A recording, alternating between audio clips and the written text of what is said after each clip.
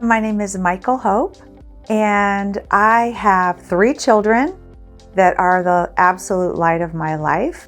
We do a lot of things together. I love traveling, and one of my favorite hobbies is refurbishing old furniture. And it's kind of like this life metaphor of taking something that someone else got rid of that's kind of shabby and needs some love, and then stripping it down and putting on some new paint and some new hardware and then giving it new life. I think it's beautiful to see something that looks like something that got left on the side of the road, and then it's beautiful and it's a showpiece in your house.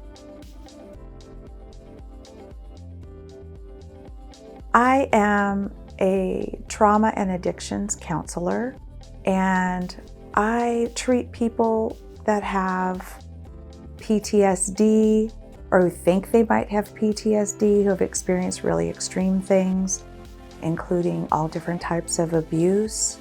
I also treat all of the things that kind of go with abuse, which is usually codependence, anxiety, depression, panic attacks. What drove me to become a trauma and addictions counselor is my own lived experiences. And through my own healing journey from my own life, I really had it on my heart to help other people find a way out of these, what feels like, climbing an impossible mountain that you'll never reach the top. And even though it feels like that, it's actually not true. And having someone to guide you to the top of the mountain is everything. And I had a couple of really special mentors that helped me get to the top of the mountain, and it just was on my heart that that's what I wanted to help do with other people. That's something I'm very passionate about, and I look at that lifestyle of just deep depression, sadness, overwhelm, feeling hopeless, and I look at that as the very foundation for this hopeful, beautiful life that I have today. And it's something that I'm really passionate about sharing with other people.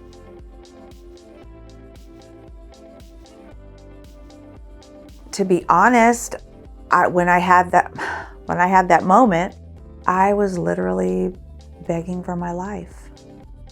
I was begging for my life, and I was in an abusive relationship. And at that moment, I felt everything get quiet, and I felt the presence of God. And God asked me, did I want to keep dying or did I want to start living? And that I needed to choose.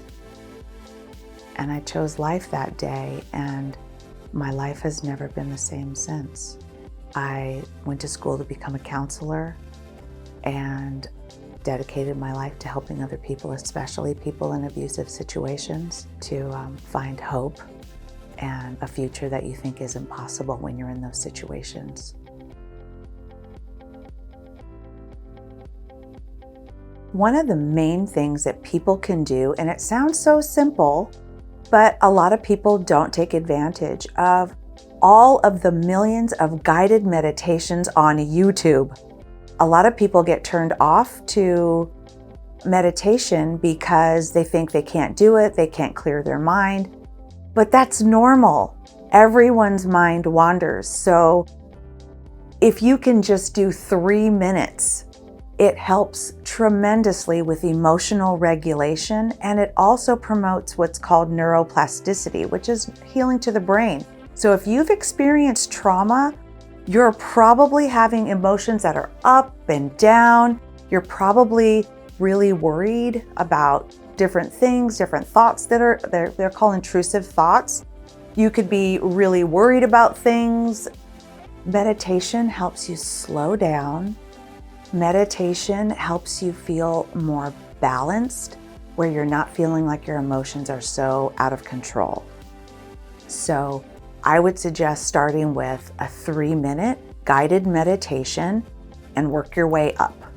Working your way up to, 10, 20, 30 minutes. And the more frequently you do it, the better the benefit.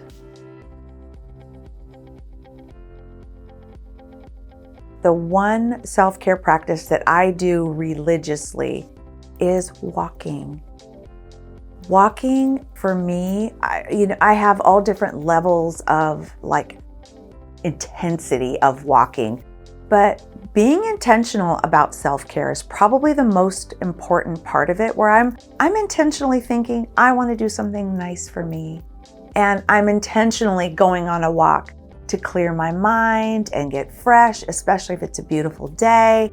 I get to enjoy some sunshine, which is lovely. It always makes me happy. And after 30 minutes of walking, whatever I was worried about before seems to just miraculously not seem like that big of a deal. So it's one of those things that I do regularly. I might do it multiple times during the day. I usually do it on a break at lunchtime. And usually after I finish with my clients in the evening, I'll just take a nice stroll just to enjoy the evening. Usually I walk with one of my kids or all my kids and my dogs, which I love so much. And we'll just take a nice stroll, and it just refreshes your whole mind. So anxiety, AA actually has a great view on, a very simplified view on anxiety. Anxiety is when you're worried about the future. They call it future tripping. And when you're future tripping, it's when you're thinking about oh, what if this happens? What if that happens? Okay, well, if this happens, then I'm going to do this and this and this. If that happens, I'm going to do this and that, and then maybe I'll do that. And you start figuring out all these scenarios and all this different, and you sit there literally spinning out, considering all these different possibilities of how something could go or what could go wrong. And usually 99% of those things never even come to pass. You just sit there literally and spin out. So the one thing that you could really do to start helping yourself is controlling the thoughts. And a counselor is really helpful at helping you to manage thoughts. I usually use something that's called containment imagery. It's something born kind of out of the EMDR realm. So when you use containment imagery, you literally create a space in your mind to contain distressing thoughts, feelings, images that you might be seeing. Those things are very helpful, especially if you have PTSD and you have a lot of really distressing thoughts. So when you have PTSD, your brain has got all the alarm bells going off, and it's like it can't process. All those feelings and images just get stuck. So they just play and play and play because your brain is trying to process them, but it really doesn't know where to put them. So containment imagery is where you imagine in your mind any kind of a container. It has to be a strong container. Some people use a mason jar. Some people use a safe. Some people have a treasure chest. And you imagine taking each one of those distressing thoughts or feelings or images, and you take them out just one at a time out of your mind, and you place them in this container. And then once you have them all in the container and you've sat there just kind of thinking about it, being quiet and still and imagining what are all these things? And then imagine yourself placing them inside the container. Then when they're all in the container, you close the container, you lock it, however it locks, and then you leave it somewhere safe. I tell my clients that they can leave it in my office if they want to. They could drop it in the ocean if they want to. They could strap it to a rocket ship and blast it into outer space if they want to. But the point is, you can't access it unless you're in a therapeutic setting. So once the thoughts go in, they're not allowed to come out. And if they come out, it means you need to make a stronger space. The reason why this is so helpful is because your brain's just racing with all these thoughts. So if you're putting it somewhere, it finally knows, you're training your brain what to do with these runaway thoughts. Now there's a place to put it. So we're putting it somewhere. And then by having it somewhere that's not accessible, it makes it so that they can be somewhere else. So that someone doesn't say, oh, could you pass the butter at dinner? And I can't, I lose it. I start crying. Like I can't control my feelings. I can't control my emotions. I'm at this heightened state of overwhelm all the time. I think it would depend on the type of symptom that you were dealing with. So one of the things that you can do if you feel yourself getting really, really angry, or you feel yourself really washed over with emotion, what happens is a part of your brain that it's called the amygdala. It's where your big emotions are.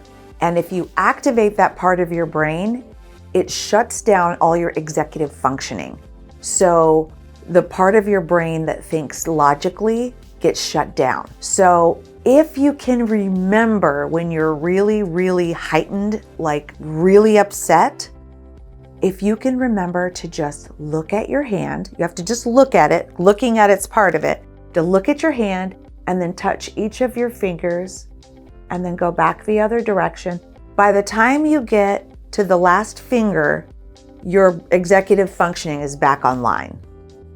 So that's something you could do right away to like stop a really big emotional experience.